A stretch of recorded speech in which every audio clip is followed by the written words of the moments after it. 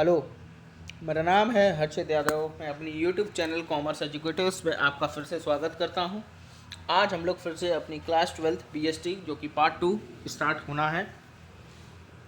जो कि आज हम लोग को पार्ट 2 अपना क्लास 12 चैप्टर नंबर 1 का स्टार्ट करना था।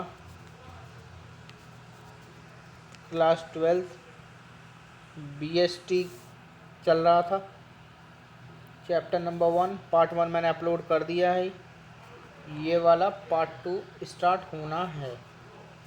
तो सबसे पहला ऑब्जेक्टिव्स ऑफ मैनेजमेंट, आज का पहला टॉपिक, जो कि पहला है ऑर्गेनाइजेशनल ऑब्जेक्टिव, दूसरा है सोशल ऑब्जेक्टिव, तीसरा है इंडिविजुअल ऑब्जेक्टिव्स।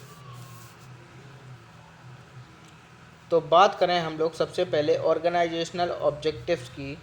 ऑर्गेनाइजेशनल ऑब्जेक्टिव में सबसे पहला पॉइंट है बेटा सर्वाइवल। सर्वाइवल का मतलब होता है जब भी कोई भी नया बिजनेस स्टार्ट होता है तो उसे पहले यही वो गोइंग कंसर्न कंसेप्ट के हिसाब से ही सोचेगा। जो भी वो अकाउंटिंग अपनी निभाता है, जो भी मैनेजमेंट में कि जो भी मैं अपना बिज़नेस स्टार्ट करूँगा, और से ये वो सोच सोच के ही स्टार्ट करता होगा कि मेरा बिज़नेस कभी बंद नहीं पड़ेगा। अब अगर हर कोई बंदा ये सोचने लगे कि यार आज मैं खोलूँगा, 2-3 दिन में अगर नहीं चला बिज़नेस तो मैं बंद कर दूँगा, तो बेटा वो सर्वाइवल स्पीड अपन को बढ़ाना पड़ेगा कि अपन को वो क्षमता अपनी रखने पड़ेगी कि अगर अपना बिज़नेस अगर जैसे 1-2 साल सेटअप होने में और वो धंधा सेट होने में लगता है तो अपन क्या मार्केट में टिक भी पाएंगे कि नहीं टिक पाएंगे।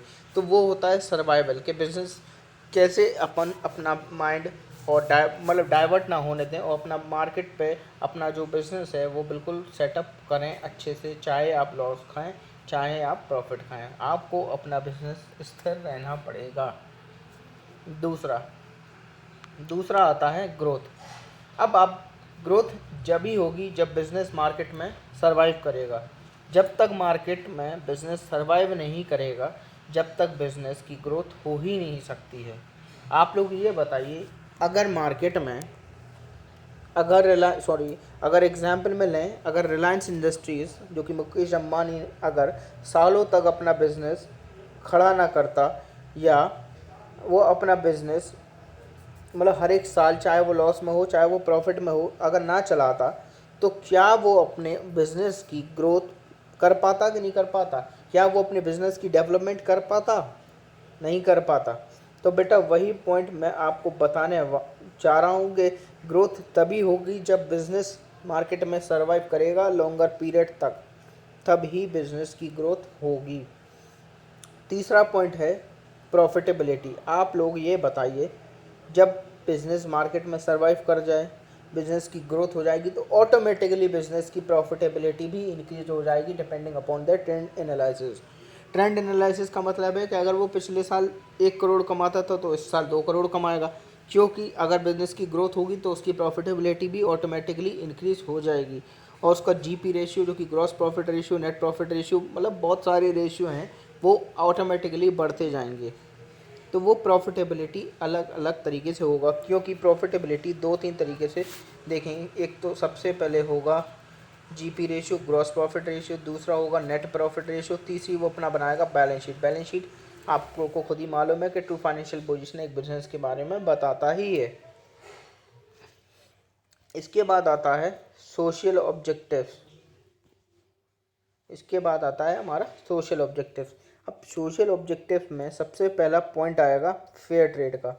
फेयर ट्रेड का मतलब होगा बेटा निष्पक्ष व्यापार करना या निष्पक्ष बिजनेस करना। अब आप लोग ये बताइए, जब तक आप लोग बिना फ्रॉड एरर के बिजनेस करेंगे, मतलब उसमें कोई धांधलेबाजी ना हो बिजनेस में, अगर वो वाला बिजनेस करेंगे तो आपका बिजनेस बहुत ही अच्छा स्मूथ चलेगा और बिना रिस्क फ्री चलेगा। अगर आपके बिजनेस में विंडो ड्रेस हो रहा है, मतलब दो की चीज़ को 200 में दिखा देना केवल इन्वेस्टमेंट को अट्रैक्ट करने के लिए, तो वो चीज़ नहीं होनी चाहिए। क्योंकि एक निष्पक्ष व्यवहार होना चाहिए, मतलब व्यापार होना चाहिए। क्योंकि जब बिज़नेस तभी चलता है जब तक उसे सिंपल और बिल्कुल कॉम्प्लेक्स ना, मतलब सिंपल ना रखा जाए। कॉम्प्लेक्सिटी जहाँ आएगी बिज़नेस वहाँ चोक होने लगेगा। सिंपल का मतलब ये मैं कह सकता हूँ कि वहाँ पे एरर्स ना होने दें, वहाँ पे फ्रॉड्स ना होने दें कि आपके एम्प्लॉय से मिल के आपका नुकसान खुद कर रहे हैं, वो ना होने दें।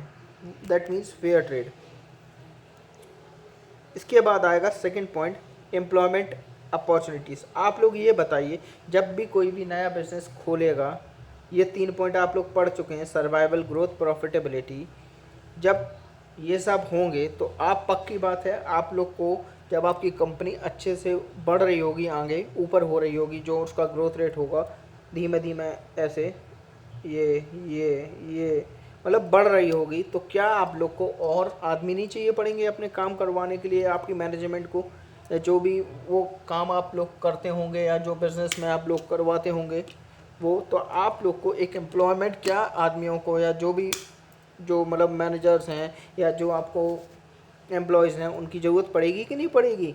तो आप क्या उन एम्प्लॉयज़ के लिए एक एम्प्लॉयमेंट अपॉर्चुनिटी प्रोवाइड नहीं करें कि आपका भी काम हो जाएगा, उनका भी धंधा, मतलब आपका बिजनेस चलेगा उनके थ्रू, और उनका क्या होगा, उनको भी पैसा मिलेगा, उनको भी एम्प्लॉयमेंट अपॉर्चुनिटीज़ बढ़ती जाएंगी। इसके बाद आएगा एम्प्लॉयमेंट अपॉर्चुनिटीज़ के बाद safety of employees. Safety of employees तभी होगा जब आप लोग जब वो एम्प्लॉयज़ आपके बिजनेस के लिए बहुत ज़्यादा ही मतलब तत्पर होंगे। तत्पर का मतलब है कि आपके बिज़नेस के लिए वो दिन रात जी जान से मेहनत कर रहे होंगे। तो आप लोग ये बताइए, अगर ऐसा होगा तो क्या आपकी जो मैनेजमेंट होगी या जो आपकी कंपनी होगी, क्या वो एम्प्लॉयज़ का की तरफ उनकी सेफ्टी नहीं देखेगी। समझो अगर मैं टाटा लिमिटेड में काम करता हूँ, टाटा कंपनी में काम करता हूँ, और मेरा काम केवल इतना है कि मैं कस्टमरों से डीलिंग करता हूँ, और कस्टमर मेरे से बहुत ज़्यादा खुश रहता है कि मेरे से बात करने में, और मतलब मेरे पे मेरा मतलब भरोसा उनके लिए एक बहुत बड़ा सहारा है कि मैंने ये कह दिया कि ये वाला होटल अच्छा है तो वो मेरी बात काटेंगे नहीं।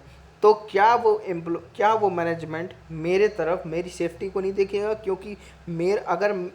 क्योंकि उनका बिज़नेस मेरे तरफ से अफेक्ट नहीं होना चाहिए, क्योंकि मैं एक तरीके से पूरा एक सोल मतलब वो हूँ, मतलब सोल आप कह सकते हैं कि किरदार जो निभाता है, जैसे हीरो जैसे एक फ़िल्म का होता है, वैसे उनकी मैनेजमेंट में मैं एक निभा रहा हूँ कि उनके पूरी जो धंधा है वो पूरा मैं सेटअप कर रहा हूँ। मैं पूरा आदमियों को लेके आता हूँ, वो पूरा जितने भी उनके एम्प्लॉयज़ आते हैं या जो भी उनके टूरिस्ट आते हैं या जो भी उनके होटल्स में रुकते हैं, क्या मैं उनकी डीलिंग करूँगा कि नहीं करूँगा, कि उनके अच्छे से अच्छी बेनिफिट के लिए उन्हें अच्छी से अच्छी चीज़ दूंगा कि नहीं दूंगा। तो क्या मैनेजमेंट को ये लगता होगा कि हाँ ये बंदा बिल्कुल सही काम कर रहा है हमारी ऑर्गेनाइजेशन के लिए, हमारी मैनेजमेंट के लिए, जिससे कस्टमरों का फीडबैक बहुत अच्छा आ रहा है और कस्टमरों का रिव्यू भी हमारी कंपनी के बिहाफ पे अच्छे आते जा रहे हैं। तो ये थे बेटा सोशल ऑब्जेक्टिव्स। इसके बाद आएगा हमारा last one, individual objectives. Individual objectives में बेटर वर्किंग कंडीशन सबसे पहला पॉइंट।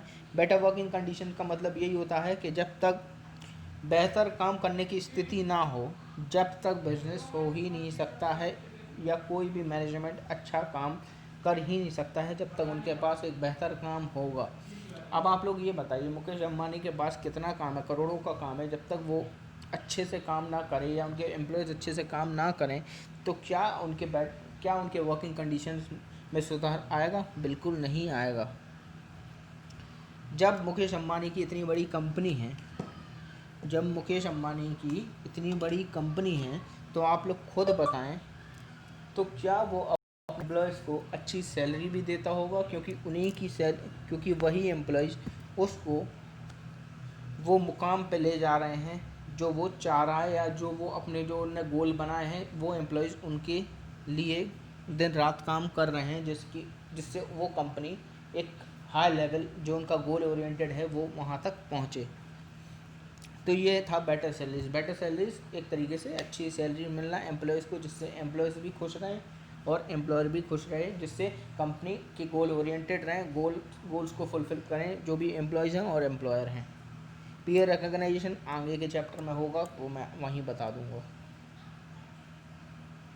इसी के बाद आता है हमारा इम्पोर्टेंस ऑफ मैनेजमेंट। बेटा बहुत सारे हैं, इसलिए हम लोग कुछ ही पढ़ेंगे इससे, जिसको भी करना हो पूरा कर लें। इम्पोर्टेंस ऑफ मैनेजमेंट में सबसे पहला आता है optimum utilization of resources. Optimum utilization of resources का मतलब होता है जो भी रिसोर्सेज होंगे हमें उसका फुल यूज़ उठा लेना। अगर आप लोग को हिंदी में चाहिए हो तो गूगल ट्रांसलेट की मदद से हम लोग चलेंगे, यहाँ पे देखेंगे हिंदी बिल्कुल शुद्ध उसकी, optimum utilization of resources, optimum utilize sorry optimum संशोधनों का इष्टतम उपयोग, मतलब वही है कि वो उनका बिल्कुल सही यूज़ उठाना, उनके जो भी आपके रिसोर्सेज उस कंपनी में या उस मैनेजमेंट में हैं वो। तो पहला पॉइंट यही है कि हमें ऑप्टिमम यूटिलाइजेशन ऑफ रिसोर्सेज, हर एक जो भी हमारे कंपनी में जो भी चीज़ें हैं हमें उसका फुल यूज़ उठाना चाहिए। जैसे मैंने आपको कल भी एक एग्जांपल बताया था कि मैं केवल आपके जो लेक्चर्स हैं, जो भी आपकी क्लासेस हैं, मैं केवल एक पेन और एक मोबाइल के थ्रू बनाता हूँ। मैं कम से कम दामों में अच्छे से अच्छा आउटपुट लाने की पूरी कोशिश करता हूँ, वैसे ये कंपनियाँ करती हैं। तो बेटा सबसे पहला पॉइंट हमारा हो गया है ऑप्टिमम यूटिलाइजेशन ऑफ रिसोर्सेज। दूसरा है reduction of employers apps absenteeism and turnover. इसका मतलब यही है कि बेटा आप लोग ये बताओ, जब आपकी बिजनेस धीमे धीमे उसकी ग्रोथ या उसकी जो सर्वाइवल रेट है या जो आप प्रॉफिटेबिलिटी कह सकते हैं वो धीमे धीमे कम होती जा रही है, क्या कोई भी मैनेजमेंट या कोई भी एम्प्लॉयर या कोई भी कंपनी यही नहीं करेगी कि वो अपने एम्प्लॉयज़ की छटनी करने लगेगा? छटनी का मतलब है धीमे धीमे कम करने लगेगा। अब आप लोग खुद ही जानते हैं कि अभी आप कोरोना वायरस का वो चल रहा है, तो बहुत सारी कंपनीज अपने एम्प्लॉयज़ को धीमे धीमे जॉब से बाहर हटा रही हैं। ऐसा क्यों हो रहा है? क्योंकि उनकी उतनी कमाई नहीं हो रही है कि उतना वो उन्हें दे सकें और उनको उतना प्रॉफिटेबिलिटी भी नहीं हो रहे हैं। तो वही है बेटा reduction of employer absenteeism and turnover. इसके बाद आता है utilize the benefit of science and technology. इसका मतलब बेटा सीधे सीधे यही है, अगर आप लोग, मैं यही कह रहा हूँ कि मेरे पास मोबाइल और एक पेन है, उसी के माध्यम से मैं आपको लेक्चर्स पढ़ाता हूँ। अगर ये साइंस और टेक्नोलॉजी ना होती, तो क्या मैं आपको ये फ़ोन से और ये डिजिटली पढ़ा पाता? बिल्कुल नहीं पढ़ा पाता। मैं क्या करता फिर? एक कैमरा लेता, फिर एक ब्लैक बोर्ड लेता, फिर उस पर पूरा लिखता, फिर मिटाता, फिर लिखता। तो बेटा ये पूरा साइंस एंड टेक्नोलॉजी से मैं उस बेनिफिट्स को यूटिलाइज़ कर रहा हूँ और जो ऐसी मैनेजमेंट भी करती है। इसके बाद आता है बेटा improves the quality of life of the workers. आप लोग ये बताएं, कोई भी कंपनी हो या कोई भी मैनेजमेंट हो, जब तक मैनेजमेंट का अच्छा नाम है या मैनेजमेंट का अच्छा नाम ना भी हो और उसका काम अच्छा है और वो अपने एम्प्लॉयज़ का बराबर ध्यान रखता है या उनकी सेफ्टी में ध्यान रखता है, तो क्या वो वर्कर्स या जो एम्प्लॉयज़ है, क्या उनकी जो भी लाइफ है उनकी क्वालिटी में क्या चेंज आएगा कि नहीं आएगा? पहले वो आदमी 300 रुपये कमाता था, अब वही आदमी 500 रुपये कमाता है दिन पे कंपनी में। इज्जत अलग है, ज़िंदगी में अदर सुधार आया अलग। तो बेटा बहुत सारी चेंजेस आती हैं क्योंकि हमारी जो भी वर्कर्स हैं उनकी क्वालिटी उठ जाती है, इम्प्रूव हो जाती है।